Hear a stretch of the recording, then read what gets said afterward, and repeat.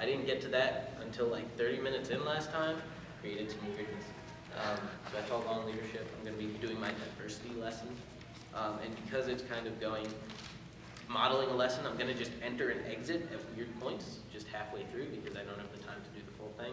But I still want to give you a taste of the transitions that go on so you can understand why they're so important. So before we start, does anyone have any quick questions? No? Everyone's excited? Yeah. Wonderful, wonderful, wonderful. So I'm just going to get started, and I'm going to confuse you by talking in the middle of things.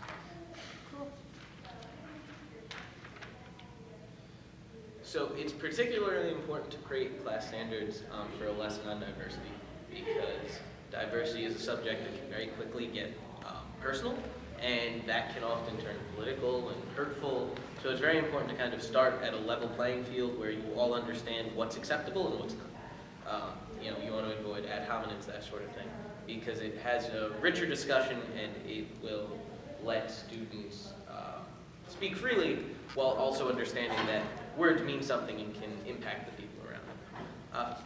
Our next activity is going to be a little quiz.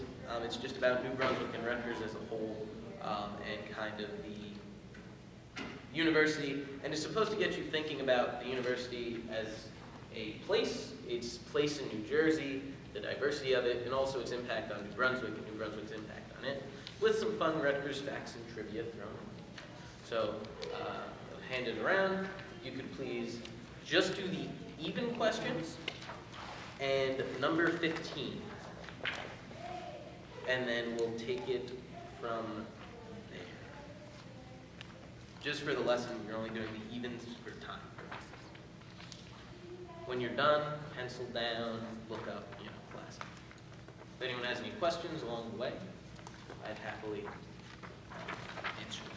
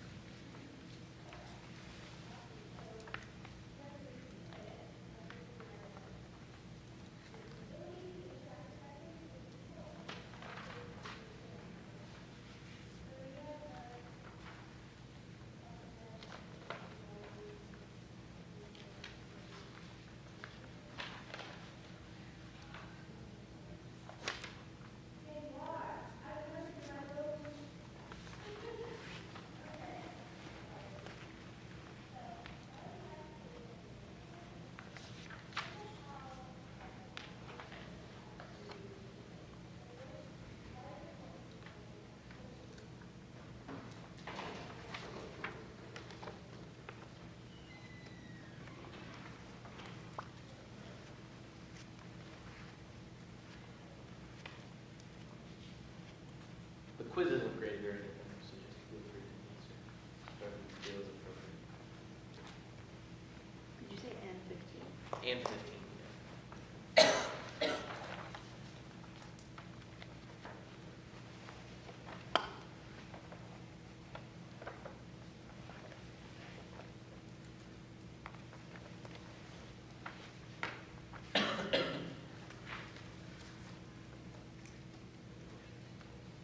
Most people are done? Yes. Sam Clark taking up the lead. Okay. Okay, we'll get started just going through it. We'll start with number 2. Anyone have a guess as to what the correct answer to number 2 is? Shout it out. There's no wrong. Well, there are wrong answers, but there's no punishment for wrong answers. Any other options? 22%? It's actually 31%. New Brunswick is a very poor place, unfortunately. And a big part of the purpose of the quiz is to introduce you to the idea that you need to understand the community before you represent it, before you lead it, and before you work for it. So it's very important to consider, if you're trying to do something in New Brunswick, that it's an impoverished place. If you're volunteering at a school, those students may not have had dinner the night before, or something like that, which is an experience you very well may not understand, but it's something you have to consider when you're trying to tutor a student and he's complaining about being hungry or something like that. Number 4, What percentage of New Brunswick families speak a language other than English at home? 55 is the correct answer. Anyone have a guess as to what that language is? Spanish. Yes.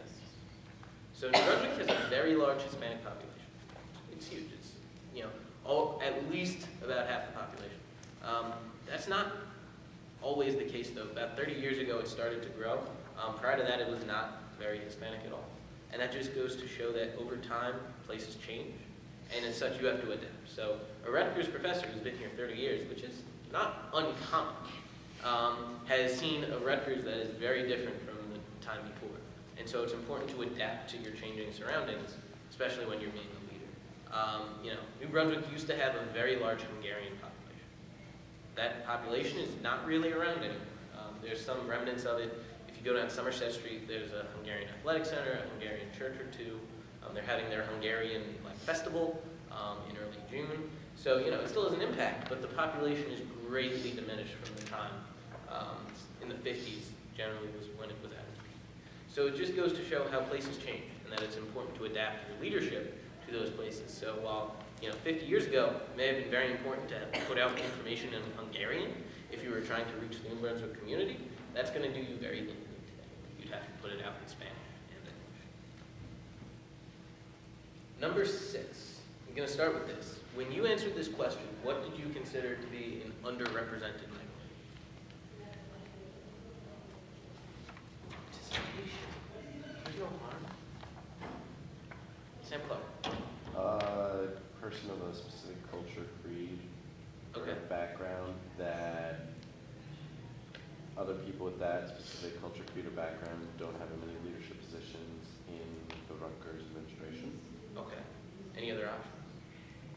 That's what all of you considered when answering. That's a very detailed answer, so I'm impressed you have that sort of mind meld right there. No? Why? The other group is so let's see, what did people put as the correct answer? No one had any other options. 22.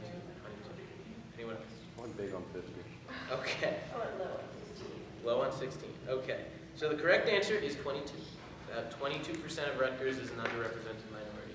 And for the purposes of this, that number comes from the percentage of students who are Black, Hispanic, and other underrepresented groups like Pacific Islander, American Indian, that sort of thing. It is that way because they're traditionally underrepresented as a percentage of the population in higher education. So the New Jersey population is about 30% quote-unquote underrepresented minority. The Rutgers population is 22%. Hence, they are underrepresented in higher education. So it's important to keep that in mind that, Rutgers is a very diverse place, as the next assignment article will get into. We have a lot of different people, different cultures and backgrounds, but at the same time, we're not necessarily reflective of our community. And that can impact you because working in the Rutgers community, you're going to need to tailor what you do to the Rutgers community, not necessarily New Jersey. So you have to adapt to the populations that you're serving. Number 8. Anyone have any ideas? Is it about as Anyone else? Less. It's actually about as diverse. So does anyone have any questions as to what a peer institution is? Did that confuse them? What did you consider a peer institution? Or did you just kind of guess? like clubs? What is it? Okay. So peer Oh, I took it as like other universities, other like Oh. state universities There you go. specifically. Yeah. So like University of Delaware, peer institution. Penn State, peer institution. Large public state colleges.